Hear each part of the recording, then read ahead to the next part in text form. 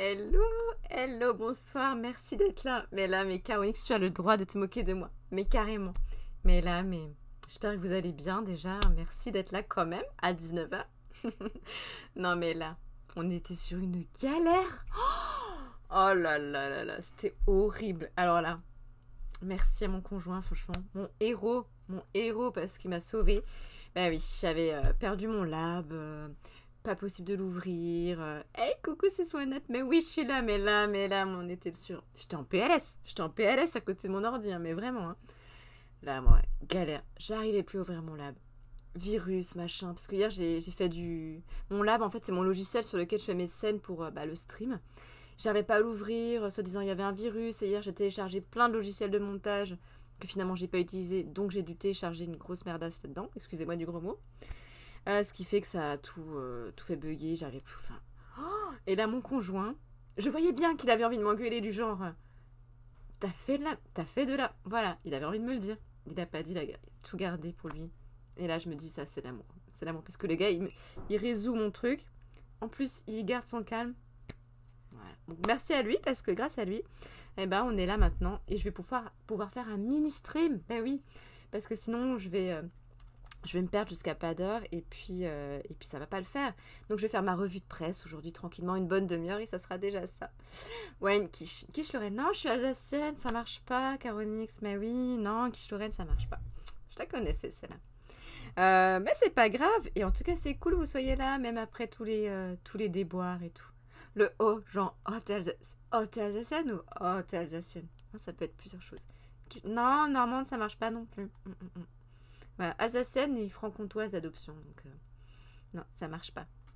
Tu as les déboires, j'ai les boissons. Heureusement que t'es là, Caronix. Merci un peu de. Voilà. Mais ouais, mais bon, voilà. C'était grosse galère, mais tout va mieux. Tout va bien, je l'espère. Du coup, ce soir, je vous propose quoi? Une revue de presse et c'est tout. Mais c'est déjà bien. On va parler de plusieurs choses, d'articles que j'ai lus dans les revues, dans les journaux. Et j'ai sélectionné plusieurs choses. Alors, on va clôturer le thème 11 septembre 2001. Vous l'avez peut-être vu ce week-end. Hein, il y a eu plein de rétros, de documentaires de ce qui s'est passé. Et c'est ça qui est intéressant aussi, qu'il y a eu de bonnes choses quand même qui ont été diffusées. Pas que des reportages non-stop sur des chaînes d'infos en continu. Non, il y a eu des choses intéressantes. Et moi, je voulais clôturer ce thème-là en faisant un parallèle avec le complotisme. Parce que d'après Society Magazine, si le complotisme et les théories du complot sont si présentes dans notre société actuelle, c'est en partie à cause du 11 septembre 2001 et tout ce qui en a découlé après, notamment un livre complotiste qui a eu un succès mais phénoménal. Alors, moi, je n'en avais pas entendu parler, mais a priori, c'est un truc de malade. Il s'est vendu à des exemplaires, je ne sais combien d'exemplaires, mais il a eu un succès retentissant dans la tête des gens. Et vraiment, c'est resté ancré en eux. Donc, c'est pas mal parce que cet article de Society revient sur ce phénomène-là et pourquoi il y a eu autant de complotisme après. On parlera aussi de Christo, bah oui, c'est cet artiste atypique qui fait tant parler. Pourquoi il fait parler encore de lui aujourd'hui, malgré son décès il y a quelques mois, c'était en 2020 je crois. Et bah parce que lui, vous le connaissez peut-être, parce qu'il a emballé des monuments. Hein. Alors il y en a qui disent, pourquoi il fait ça? Qu'est-ce que c'est? Il y en a qui ressentent rien par rapport à ça, ils se disent juste que c'est un gars un petit peu perché. Mais n'empêche, sa dernière œuvre, elle a été faite aujourd'hui, même s'il n'est plus là. L'Arc de Triomphe a été emballé et c'était en fait un de ses rêves depuis des années. C'est le Figaro qui nous parle de lui, de son œuvre, du pourquoi, du comment. Donc voilà, perché comme son chat. Ouais. On partira dans l'actu geek et nouvelles technologies parce que, encore dans le Figaro, un très bon article sur un nouveau concept de monde virtuel qui pourrait bien être la norme plus tard, qui est le concept de métaverse.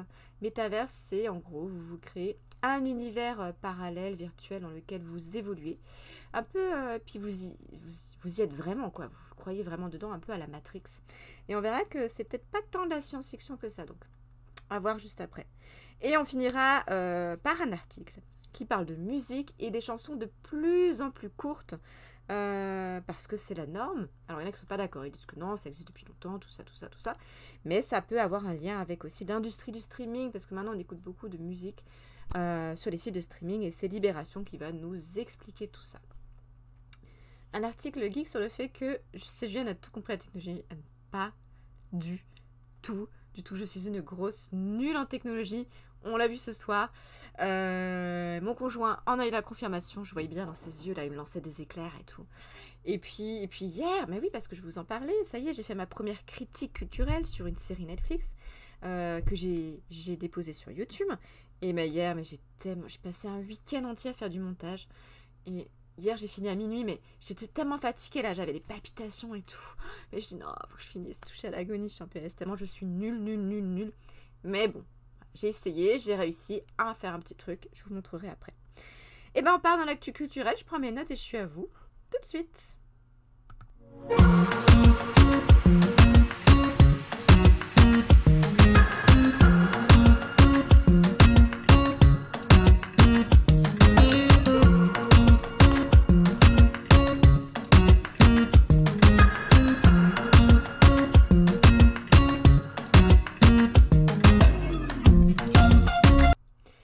Pour débuter ce mini-stream, pour ceux qui nous ont rejoints, j'ai une grosse galère. Bref, j'ai tout expliqué en début de stream, donc je ne vais pas me rétaler. Mais merci de m'avoir rejoint, même à 19h passées.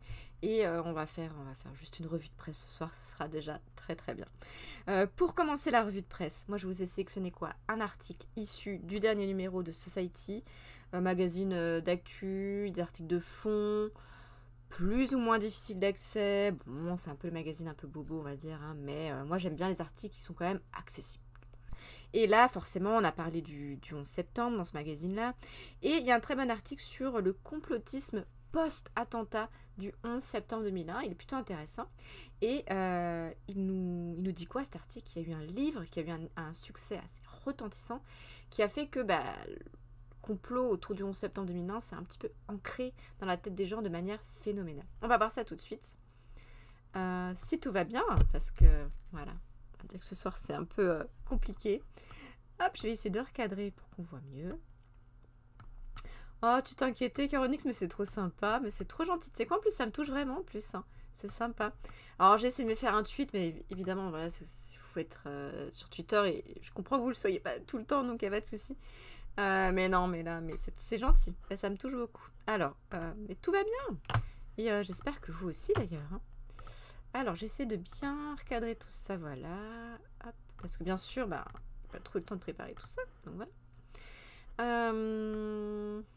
Oh là là là là. Est-ce que ça va être visible ou pas? Je vais essayer de faire quelque chose qui ressemble à... Oh là là. Oh non, mais non. Rien ne va plus. Allez, je garde mon sang-froid, vaut mieux en rire, hein. Bon, allez, je vais cacher ça comme ça. C'est pas grave, ça ira. Alors, que nous dit cet article? Ça y est, on y est. Faudrait engager quelqu'un. Le jour où j'aurai 11 000 followers, que j'aurai à peu près 10 000 spectateurs par stream, allez, j'engagerai quelqu'un. Pour l'instant, ça reste improvisé, bricolé. Bon, ça me va, c'est à mon image, donc ça va bien. Voilà. Voici cet article. Si le complotisme est désormais partout dans la société française, il le doit en partie au 11 septembre et au livre qui... Le premier est grâce à la puissance d'Internet. Ben oui, tout ça, c'est forcément dès qu'il y a une idée, là, comme bien l'ancrer, c'est partagé à l'infini. Et permet sucristalliser tous les doutes et amalgamer toutes les conspirations possibles sur l'événement. Ben oui. Et ce livre, il s'intitule comment? Et l'effroyable imposture, et ça a été écrit par Thierry Messant. Alors, a priori, maintenant, il n'a plus trop de succès. On peut le trouver à 50 centimes sur les sites de revente, mais bien sûr qu'il ne vaut pas le coup de l'acheter. Toujours ok pour être modo ici. Bon, ça va au niveau de la modo, ça va, j'ai pas de problème depuis longtemps. Donc je touche du bois pour l'instant, ça va. Mais c'est trop gentil, merci Caronix.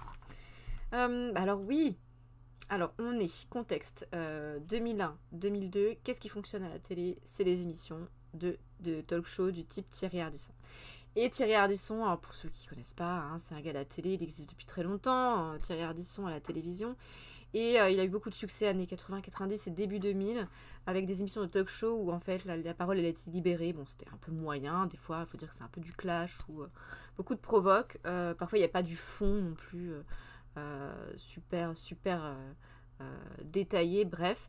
Mais n'empêche que ça a eu du succès, c'est là que tout se passait. Et à un moment il a invité un gars, il a invité qui? Il a invité Thierry Messant.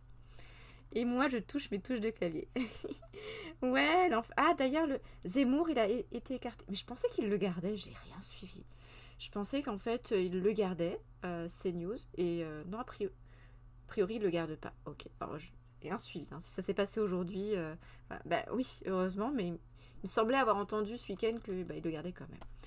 Bah oui, ça peut faire des dommages, on en a parlé de CNews, du cas CNews. Qui était problématique, hein, sans faire de politique, mais voilà, CNews est engagé très politiquement, donc c'est un peu dangereux parce que ben, forcément tout ce qui est énoncé sur cette chaîne, les émissions, c'est tout le temps un peu estampillé droit de toute, je vais faire le contraire si je suis devant vous, droit de toute, et que du coup c'est un peu compliqué parce que tout ça c'est la manipulation, il y a les élections présidentielles, etc. Et Zemmour, c'est un gars bien extrême, donc forcément, à l'approche des élections, en plus là, est-ce qu'il va être,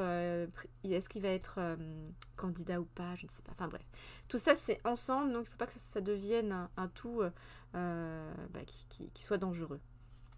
Ah, la fille qui essaye d'expliquer un truc, mais là, mon cerveau est grillé, ce soir. Bref, Thierry Ardisson, il a invité ce gars-là. C'est le 16 mars 2002. Et bon, voilà, son talk show du moment, c'est Tout le monde en parle. C'est diffusé sur France 2, chaque samedi en deuxième partie de soirée. Et il y a l'auteur qui est là. Il présente son livre qui s'intitule L'effroyable imposture. Il est sorti quelques jours plus tôt, donc on n'est pas si longtemps après le 11 septembre 2001. Donc c'est encore bien dans la tête des gens. Le choc, hein, parce que c'est un choc, je vous ai dit, ça a changé la vie des gens. Hein, les attentats du 11 septembre 2001. Et 30 minutes d'interview qui passe crème, quoi. Personne n'intervient franchement. Les invités, ils ont l'air même d'être hyper intéressés. Voilà. Quelle sauce! Moi, je suis la team de la sauce béarnaise. Hein. Je déteste la sauce barbecue. Je déteste la sauce cocktail. Je déteste la sauce samouraï. Sauce béarnaise. La team sauce béarnaise, c'est moi. Ah ouais, alors les invités semblent intéressés, pour ne pas dire subjugués. Donc déjà, le gars, il avait du talent pour manipuler, pour se faire entendre et faire croire, faire boire ses paroles aux gens. Donc le gars était quand même assez doué, donc imaginez par écrit ce que ça peut donner. Voilà, le premier tirage de ce livre est épuisé dans les jours qui suivent la diffusion de l'émission. Après, il a été réédité. Ils en sont à près de 200 000 exemplaires vendus. Et finalement, l'ouvrage s'est écoulé à 250 000 unités. En France, c'est énorme. C'est énorme. Je crois que c'est l'équivalent d'un prix Goncourt. Oui, c'est ça. C'est l'équivalent d'un prix Goncourt. Donc, c'est vraiment impressionnant. Peut-être le signe de la puissance de feu de l'émission d'Ardisson à l'époque, c'est vrai qu'il y avait un impact assez phénoménal de cette émission-là. Mais surtout celui de l'importance dans l'histoire contemporaine des attentats. Parce que ce que nous dit l'analyste Fiammetta Wener, c'est que le 11 septembre a créé lui-même des conditions de cette démesure. Voilà, les attentats ont provoqué l'effondrement d'un mythe, ça c'est hyper intéressant. Celui de l'invulnérabilité américaine. Ben oui, fini la toute-puissance américaine, invincible, qu'on ne peut pas battre, de l'existence d'un monde civilisé à l'abri de la barbarie. Il flottait alors comme un parfum de fin du monde, en tout cas d'un certain monde, un climat propice à la peur, à la paralysie de la raison et donc aux thèses les plus passionnelles. Et les théories du complot, elles jouent sur quoi? Elles jouent sur nos peurs.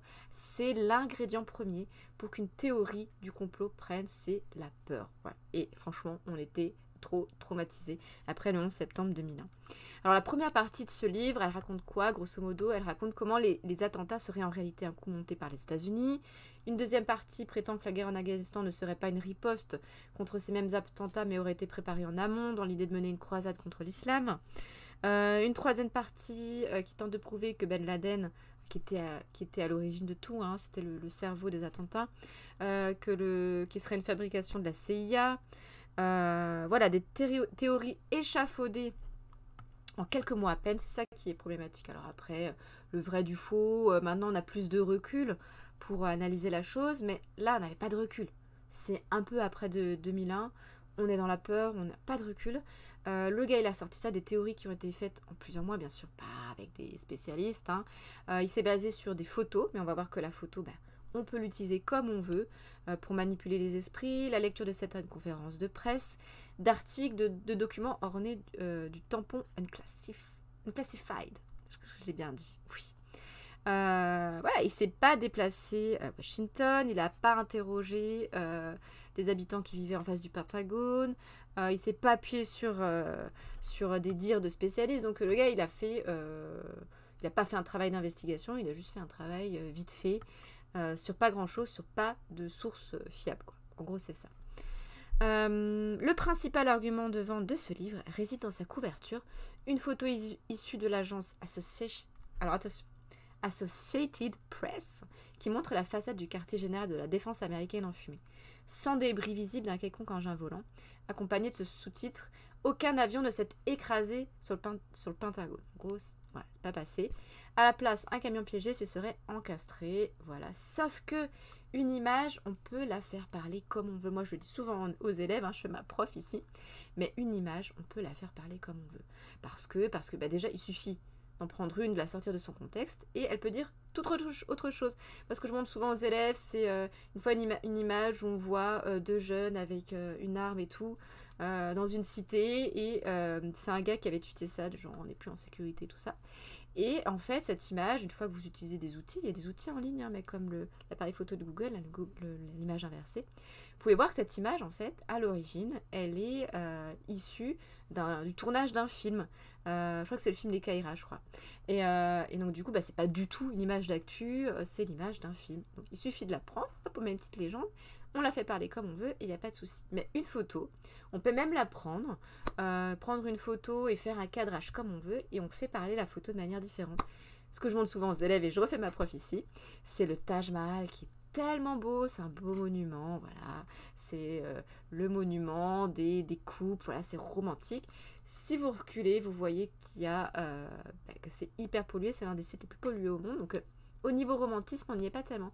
Et voilà, une photo, il faut bien sûr en connaître la source, l'auteur, la date, il faut faire attention au cadrage, aux commentaires, voilà. Donc hyper facile de mettre une photo sur une couverture et en plus de mettre un sous-titre accrocheur comme ça, un peu putaclic, c'est comme ça qu'on appelle les titres où on a envie de cliquer dessus et qui t'emmènent à cliquer et en fait il n'y a pas grand-chose derrière. Bref, et tout ça c'est pourquoi, c'est ce que nous dit la spécialiste aussi, il y a vraiment une manipulation de l'image, par l'image, parce que l'image, elle peut avoir une force assez conséquente. Et pour compenser l'émotion suscitée par le visionnage en boucle d'avions s'encastrant dans le World Trade Center, il a vite compris qu'il devait lui aussi jouer sur l'image. Ben oui, parce que toutes ces images animées aussi, comme nous dit la spécialiste, de ces avions qu'on a vus encore et encore, c'est bien ancré et ça joue sur nos peurs, sur nos émotions. Donc il a bien compris le truc, le gars. À l'époque, il a bonne réputation. Ça qui est fou, parce que celui qui a fait ce livre-là, Messan, il était plutôt bien vu des milieux en plus intellectuels de l'époque, mais pas que. En 1994, il était secrétaire national du Parti radical de gauche. Il a fondé le réseau Voltaire, une association dont le but est de promouvoir la liberté au sens large. Bon, ça veut tout et rien dire, la liberté au sens large, je ne sais pas trop ce qu'il y a derrière. Mais il était quand même suivi par des gars qui ont une reconnaissance. Voilà, au niveau des institutions, comme Pierre Bourdieu, qui est un sociologue très connu, Jack Lang, on n'en présente plus, Philippe Sollers, des syndicats, des partis politiques, bref, il est suivi quand même par pas mal de monde, et pas juste par, désolé pour BHL, mais voilà, des journalistes lambda qui vont sur le terrain en petit costume et tout, c'est un peu ça.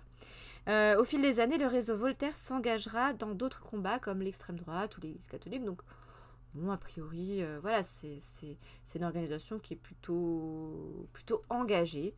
Mais, comment cet homme, et c'est la question que se pose Society, que je me pose aussi, comment cet homme, plutôt à gauche, aux fréquentations bien vues, a-t-il pu basculer du jour au lendemain dans le conspirationnisme? Oui, comment il a fait? C'est faire fausse route, nous dit cette fameuse spécialiste, Fiammetta Vena, mais sans a toujours déliré complètement. Bon ok, le gars il était perché dès le début, il avait déjà imaginé des trucs incroyables quand il y a eu le conflit au Kosovo. Moi je me souviens très bien de ce conflit, il m'avait trop fait flipper à l'époque. Moi je croyais qu'il y allait y avoir une guerre, je me souviens, ça m'avait fait peur, un peu comme la guerre du Golfe, pareil. Ce sont des conflits qui ont l'air lointains, en même temps quand vous êtes enfant, pré-ado, ça vous angoisse. Et il avait déjà imaginé des choses par rapport à ça. En 2001, le réseau Voltaire semble d'ailleurs en perte de vitesse. Cette année-là, l'association publie moins d'une centaine de communiqués. Donc perte de vitesse, qui dit perte de vitesse, dit il faut réinventer un truc, il faut faire quelque chose. Voilà. Alors l'ouvrage, il est quand même publié chez Carnot, qui est une maison d'édition qui a été publiée en 1997 par Patrick Pazin, et dont le catalogue compte déjà des choses sur les ovnis, sur la dangerosité des téléphones portables. ça on dit pas le contraire par contre, hein. Ainsi que Lumière sur la Lune de Philippe Lheureux, qui raconte qu'aucun homme ne s'est jamais posé sur la Lune et que la conquête spatiale n'est qu'une mise en scène du gouvernement américain. Et ça, c'est la des plus anciennes théories du complot, hein, le fait de dire que finalement les Américains ne sont jamais allés sur la Lune. Tout ça, ce sont juste c'est juste une mise en scène, voilà, et que ça n'a jamais existé. C'est là une des plus vieilles théories du complot qui existe. Donc là déjà on se dit bon, l'ouvrage il est publié par une maison d'édition qui fait déjà des trucs un petit peu chelous. Alors ça, c'est l'esprit critique qui commence un peu à se former. Là on se dit bon, c'est un petit peu moyen le gars, mais bref. Mais c'est surtout sur le web, bah oui, que Thierry Meyssan va lancer la promotion de son livre grâce à son fils 25 ans et qui est webmaster dans ce fameux réseau Voltaire. Et s'il y a eu autant aussi de théories de complot qui ont pris, hein, c'est aussi parce qu'il y a eu Internet et qu'avec Internet, bah forcément, tout ça s'est décuplé, c'est partagé. Ça n'a rien à voir avec... Il y avait une ère avant Internet, une ère après Internet. C'est un peu ça. Ça a décuplé la chose. Et puis en plus, il y a le marketing, il y a le... Disons qu'avec ça, avec cette théorie du complot, là précisément, et avec le net, il y a eu la naissance du buzz en fait. Et c'est peut-être presque lui qui l'a inventé, le buzz. Ouais, et bon appétit. Et c'était trop gentil d'être là, même après, même avec toutes mes galères, mais c'est trop sympa. Mais on veut passer une bonne soirée, parce que tout ça, c'est rien de grave.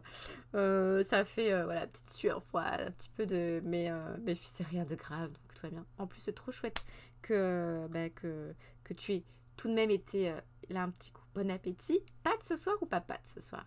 La question qui tue pour Caronix. Oui, pourquoi? Et tout ça, c'est marketing aussi. Parce qu'en fait, ils ont créé sur Internet une sorte de jeu. Donc, ils ont décrit leurs théories, etc. Puis après, à la fin, dans la rubrique sur leur site Internet, ils ont mis vos résultats. 2 choix sont possibles en fonction des réponses. Une sorte de test. Soit vous avez réussi à défendre la thèse officielle, vous êtes très fort. Soit vous n'avez pas réussi à défendre la thèse officielle. Et en gros, ça vous... Déjà, rien que ça, c'est ludique. Et c'est un jeu après qui a été traduit en plusieurs langues, qui attire des dizaines de millions d'internautes dans le monde entier. C'est l'origine du buzz. Ben ouais, c'est l'origine du buzz. Il n'y en avait pas tant que ça à l'époque. Saumon fumé ce soir. Attention, on monte en gamme, Caronix. Fini les pâtes bolo, c'est saumon fumé. Attention. Non, on a tout scanné, on a tout fait juste. Normalement, ça devrait aller. Heureusement que mon conjoint est quand même un petit peu geek dans l'âme, donc ça va. Ça devrait aller, mais j'espère, je croise les doigts. En tout cas, quand même, il faudrait que j'investisse dans un autre truc. Que j'arrête de faire mon boulet, surtout. Pâtes au saumon, d'accord, il y a quand même des pâtes. Bah oui, c'est trop bon ça. On a un point commun. Bon appétit, Caronix. Merci d'avoir été là, c'est chouette.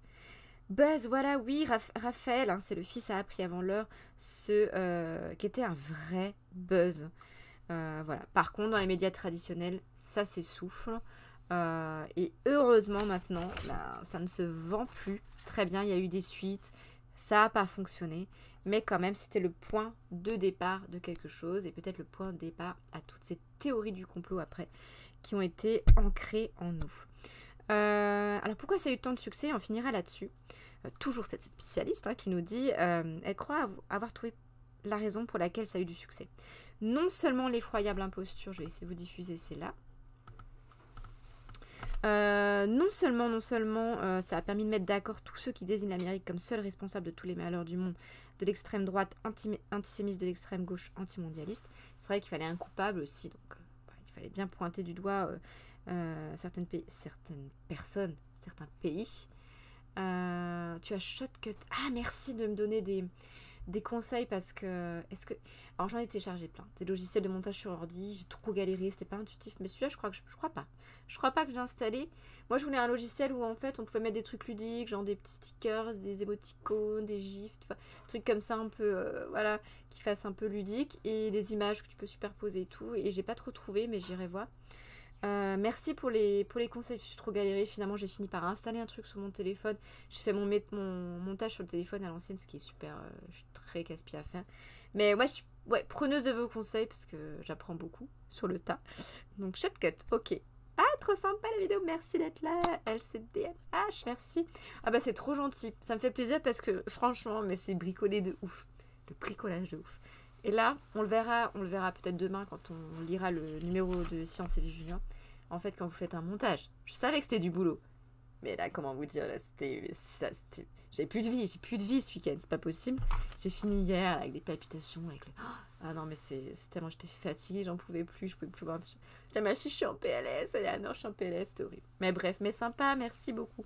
Coucou, et ça y est, c'est le retour d'ancien. J'espère que ça va, Noodle Spartan, je sais qui tu es. Mais c'est trop bien, merci d'être là. Ah, merci. Bah, c'est gentil. Je sais que c'est bricolé, que le son, il est pourrave. C'est qu'il faut que je m'achète du matériel quand même un petit peu... Voilà, la base, quoi. La lumière, c'est pas ça. Il y a un pauvre filtre et tout. Je vais m'améliorer. Mais c'est sympa, merci beaucoup. En tout cas, c'est fait avec le cœur. Mais oui. Ça, c'était le côté niais de la chose. Mais oui, merci beaucoup. Bon, bref, ça, voilà, il fallait trouver un coupable pour cette théorie du complot là, et c'est aussi une promesse de pouvoir, celle de faire partie d'un réseau qui a compris les choses que les choses ignorent. Et les théories du complot, ça marche là-dessus aussi, c'est vous vous sentez un peu privilégié, c'est-à-dire que vous avez compris un truc et les autres non, et ça joue là-dessus, vous vous sentez un peu supérieur quoi. Donc ça c'est aussi un autre ingrédient. On joue sur les émotions, mais on joue aussi avec votre impression d'avoir le pouvoir quoi, en même temps. Ah, le CDI du lycée est pas aussi bien que le collège. Moi je dirais plutôt de Spartam pour avoir fait des CDI de collège et lycée, que ça n'a rien à voir. En fait, les CDI de lycée, souvent, bah, ce sont des lieux qui vous aident à devenir plus grand, autonome, vers l'université, tout ça, les études supérieures. Donc, ce sont des lieux qui sont déjà plus calmes de base, quand même, il faut le dire. Et puis, c'est une autre ambiance, voilà, c'est plus adulte aussi. C'est autre chose, c'est bien aussi, mais c'est vrai que ça n'a rien à voir. Des fois au collège, des fois je me dis, mais où je suis en fait? Où je suis? Voilà, tellement c'est le bordel, mais joyeusement le bordel, hein, c'est pas non plus, je vous rassure, hein, ça ressemble pas à n'importe quoi non plus, mais ça n'a absolument rien à voir. C'est vrai que pour l'instant, moi je préfère les CDI de collège, parce que c'est plus vivant et tout ça, mais c'est, voilà, c'est des lycées, c'est autre chose, bah, du coup. Mais voilà, il faut pas hésiter à aller encore au-delà, mais oui. Mais tu pourras toujours revenir faire un petit coucou, c'est dit, du collège, il n'y a pas de souci. Mais en tout cas, ouais, les anciens élèves, ils me manquent, ben oui, forcément. C'est ok, je les laisse aller faire leur petite vie, ça, ils sortent du nid du collège, mais j'ai toujours un petit peu de nostalgie aussi. Voilà, donc voilà, ça joue sur ça, la théorie du complot, une certaine supériorité. Voilà, pour cet article-là, je trouvais ça super intéressant. C'est le point de départ de plein de choses, théorie du complot, les mécanismes voilà, de manipulation, du buzz aussi. Donc article super passionnant qui nous explique le pourquoi du comment, les origines. Donc voilà, c'est pour ça que je voulais vous le partager. Quelle heure il est avec toutes ces galères là. 26. On est sur le stream, mais n'importe quoi ce stream ce soir. De quoi je vais vous parler? De deux petites choses, parce que je vais pas non plus, c'est vrai que je vais pas m'étendre non plus trop longtemps. Déjà que vous êtes sympa d'être venu quand même. Ça c'est trop cool. Ah, on va rester dans le... Parce qu'on a parlé d'internet, tout ça, dans le côté geek de la chose. Et on va parler de métaverse. Mais oui, c'est peut-être ce qui nous attend dans le futur. Qu'est-ce que c'est que ce truc? Eh ben, on va voir l'article du Figaro. Ça pourrait bien être notre avenir. Alors, s'il y a des geeks dans le chat, bah, peut-être que vous savez ce que c'est métaverse. Si vous avez déjà regardé des films du type Matrix, ça va peut-être vous parler. Alors, est-ce que j'ai pu mettre ça ou pas? Non, ça, je vous parle après. Je pourrais pas trop zoomer, hein. J'avoue que du coup, c'était vraiment plus que de l'impro. C'était nimp ce soir. Mais c'est pas grave. Je vous montre au moins le visuel de l'article. Voilà, le vertigineux futur d'Internet. Pourquoi? Parce que ça fait peur, ça donne le vertige. Bon, il y a beaucoup de critiques négatives du genre, mais la vraie vie, alors, où elle va être? Mais il y a des choses positives aussi à relever. Et surtout, voilà, il faut faire avec son temps. Et peut-être que ça va faire partie d'un avenir plus ou moins proche. C'est un article du Figaro qui date d'aujourd'hui, écrit par Chloé Voitier. J'oublie toujours de dire de citer les auteurs, mais bien sûr c'est super important. Alors attention, ça commence par une mise en situation. Imaginez traverser l'écran de votre ordinateur pour vous retrouver dans Internet. Dans Internet, imaginez cet univers virtuel parallèle au nôtre où se connecteraient des millions d'humains pour se divertir, échanger, vivre des expériences impossibles dans le monde réel, mais aussi travailler, consommer et investir. Imaginez pouvoir discuter avec des amis vivants aux quatre coins du globe en ayant vraiment la sensation les mecs qui sont à côté de nous. Pas, voilà, par messagerie ou en visio ou voilà, sur Zoom ou sur Discord ou je ne sais quoi. Non, vraiment comme si vous y étiez, quoi. Avec, bien sûr, un casque, tout ça. Mais vraiment un univers où vous y êtes. C'est ce qu'on appelle on dit, ouais, c'est le métaverse. Le métaverse, c'est le nouvel horizon de la Silicon Valley. La Silicon Valley, c'est l'endroit aux États-Unis où tous les géants du web ont été créés. Voilà, où Google a été créé, Apple, les autres géants aussi, hein, tous les GAFA en fait, viennent de la Silicon Valley. Bref. Et ce concept, il a été mis sur le devant de la scène par qui? Vous le connaissez, par Mark Zuckerberg, qui est le fondateur de Facebook. Et il a détaillé ses ambitions parce que Facebook, ça se dépassé un petit peu. Donc, il faut qu'il se réinvente, même s'il a racheté Instagram, tout ça. Il faut quand même penser à l'avenir aussi. Et l'avenir, c'est quoi? C'est Metaverse. Et il a détaillé ses ambitions pour concevoir la plateforme connectée du futur qui supplantera les smartphones. J'ai un following, regardez cette alerte qui est là. Mais j'en apprends tous les... Ça marche, j'ai réussi à créer une alerte. Mais je suis trop contente. Merci. Merci pour le following, c'est trop chouette. Ça me fait trop plaisir. Ce terme futuriste n'a pas été inventé un beau matin. En fait, il date d'il y a un moment. Et pas... ça date pas de, voilà, il y a quelques mois, voilà, avec l'Internet tout puissant. Non, non, non. Il faut remonter en 92. Alors, 92, j'y étais, moi, en 92. J'avais 8 ans, donc on n'avait pas Internet, tout ça. 8 ans, qu'est-ce qu'il y avait en technologie? Game Boy noir et blanc. Donc voilà, ça se résumait à ça. Mais déjà, un auteur américain qui s'appelle Neil Stephenson, dans son livre Snow Crash, il disait quoi? Il avait inventé, voilà, des personnages qui se connectaient au métaverse via des lunettes de réalité virtuelle. Donc le gars, quand même, 92, il avait déjà imaginé les lunettes, le casque de réalité virtuelle, un monde parallèle. Voilà. Mais vous savez que les auteurs de science-fiction sont précurseurs de plein de choses. Ils sont même payés par les militaires, par l'armée, pour imaginer des scénarios catastrophes du futur, tellement ils imaginent des trucs qui peuvent se passer et qui se passent après. Bref. Ce serait une deuxième vie. Le concept infuse bien d'autres œuvres de science-fiction. C'est vrai qu'il y en a qui reprennent un peu le concept. Alors, il y en a que j'ai pas vu. Moi, j'ai que vu Matrix. Matrix, c'est la base. Si vous l'avez pas vu, il faut le voir, bien sûr. Où le gars, Neo, je crois, c'est Neo. Hein. C'est Keanu Reeves. Keanu Reeves, je crois qu'il tourne plus beaucoup, Keanu Reeves. Bref, il vit sa vie et tout. Et je spoil pas. Non, je spoil pas, mais c'est la méta. En fait, j'ai déjà spoilé depuis le début, mais bref.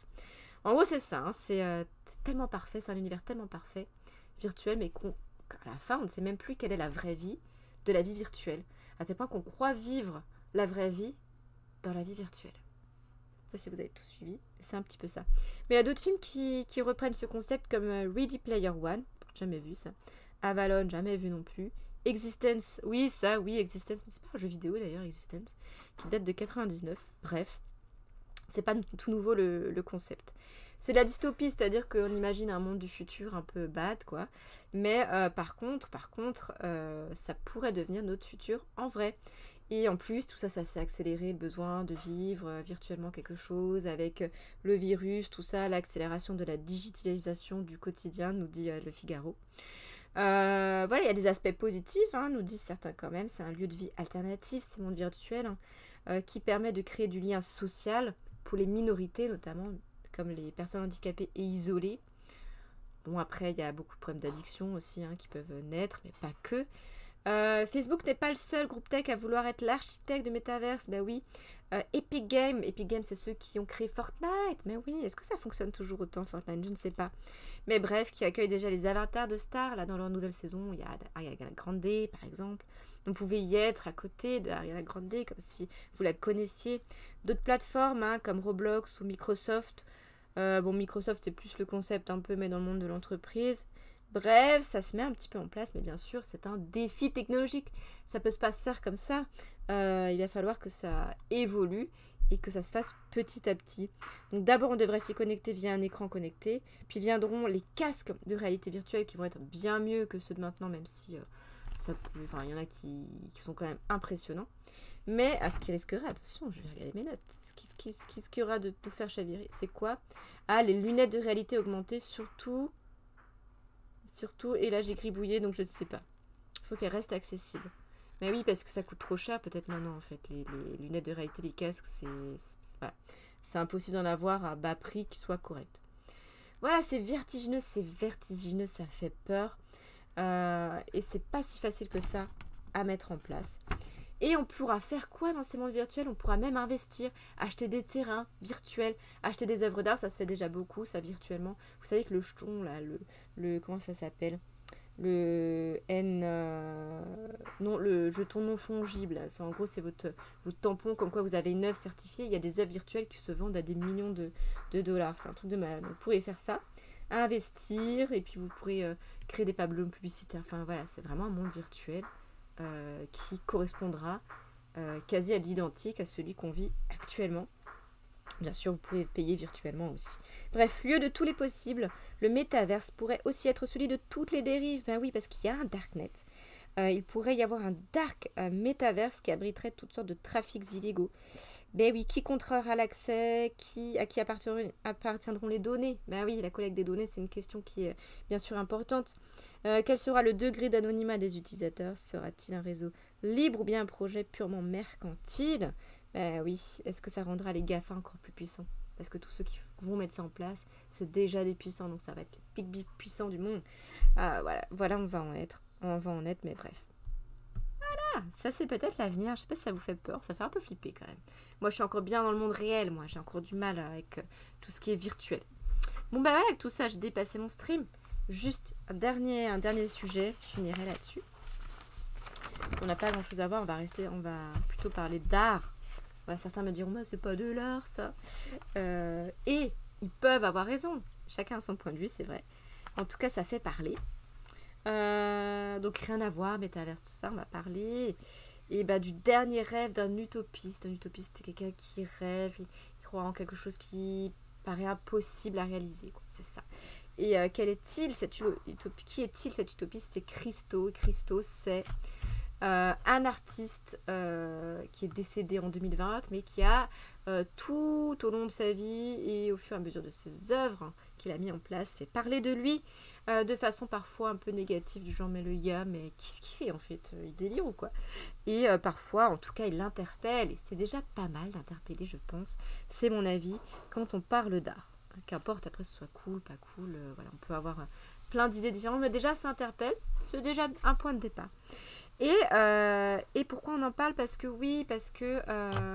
ça s'est fait hier ou aujourd'hui. Il y a eu l'Arc de Triomphe qui a été emballé, c'est-à-dire recouvert par Christo, cet artiste atypique qui est décédé en 2020. Je vais montrer à quoi ça ressemble. J'ai fait un petit Google Images à l'ancienne, hein, c'est pas bien de faire ça. Voilà l'Arc de Triomphe qui est emballé comme ça.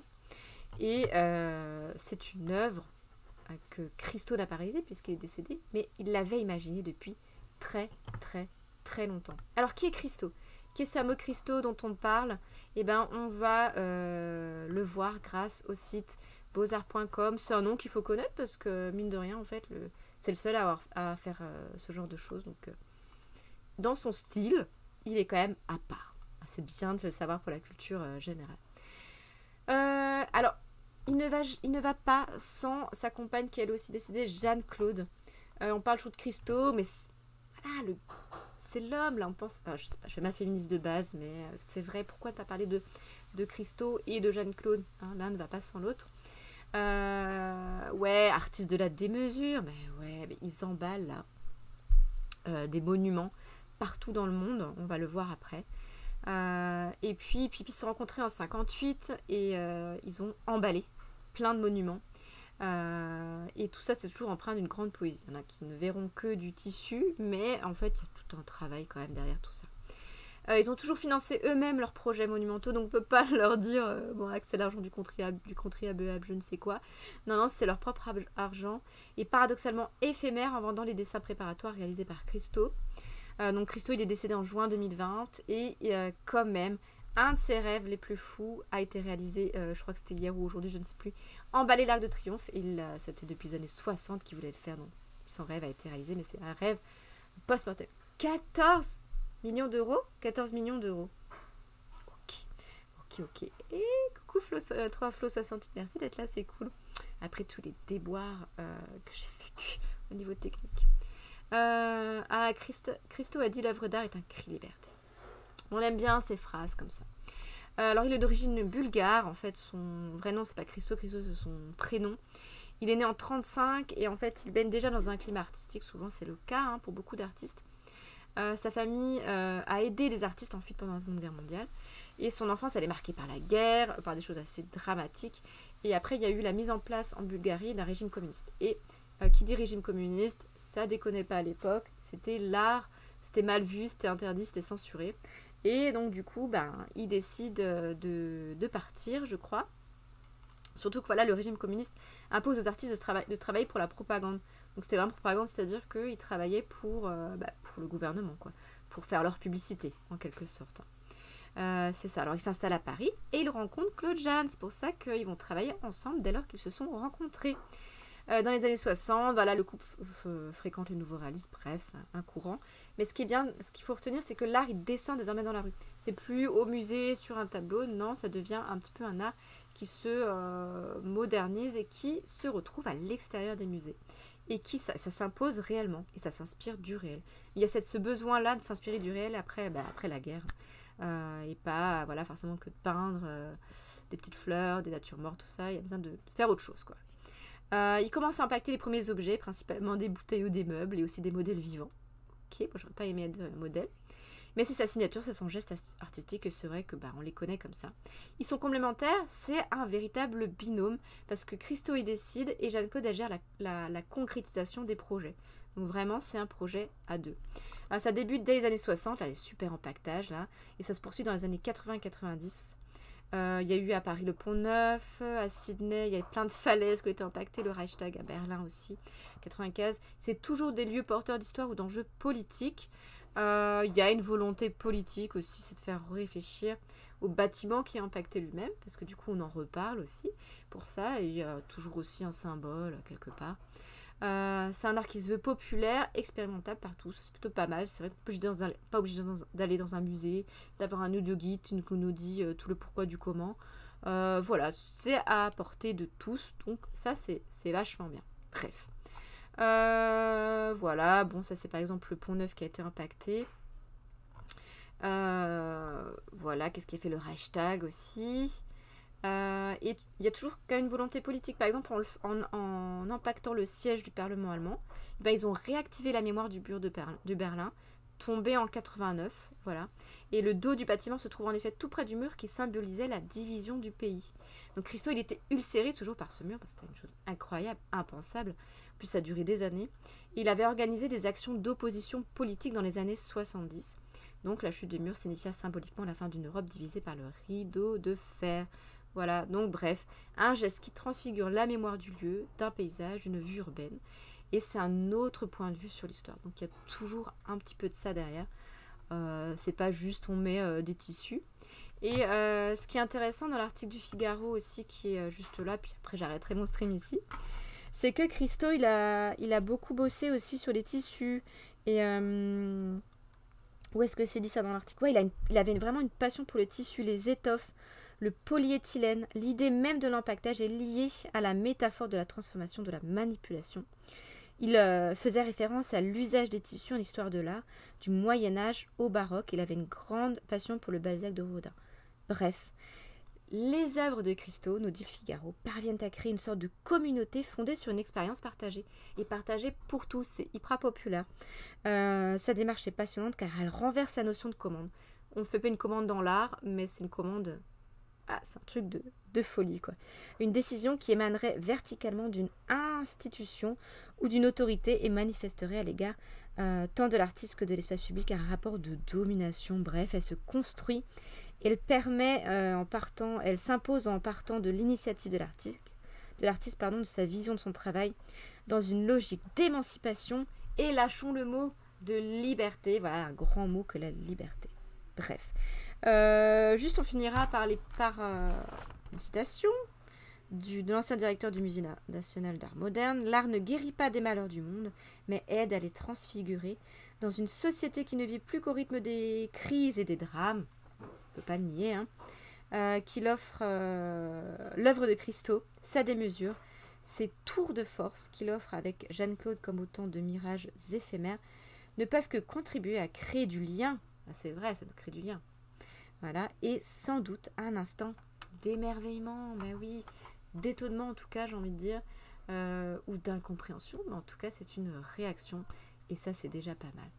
Voilà ce qu'on peut dire sur Christo. Bon, on est arrivé à bout de ce mini-stream quand même, et merci d'avoir été là tout de même. Notamment les piliers, l'émission, mais même les nouveaux, même ceux que j'ai revus depuis pas très longtemps, depuis un moment, ben, c'était trop chouette de vous voir. Je serai là demain, normalement, tout devrait bien se passer. Et puis on ira un petit peu dans une revue aussi. Puis je vous parlerai de mon conseil culturel. Mais voilà, n'hésitez pas à aller voir ma chaîne YouTube et ma petite pub ici. Voilà, vous tapez C'est Juliane et vous tombez dessus. Et puis il y a ma critique culturelle parfaitement imparfaite, bricolée, mais qui est faite avec le cœur. Voilà. On oublie le stress. Bah oui. Bah ouais. Non mais j'ai essayé de garder sur moi, de prendre sur moi quand même. Parce que je voyais que mon conjoint se déménait tellement, je me dis je vais quand même pas faire non plus le boulet qui stresse à côté. Donc j'ai pris sur moi. Je me dis oh c'est pas grave, je streamerai demain si. Mais bref. Merci d'avoir été là, bonne soirée. Ouais, bonne soirée, profitez bien de vos proches, de votre entourage et reposez-vous. Et si vous le voulez bien, on se retrouve demain ou une autre fois peut-être. Bye bye, bonne soirée, au revoir tout le monde.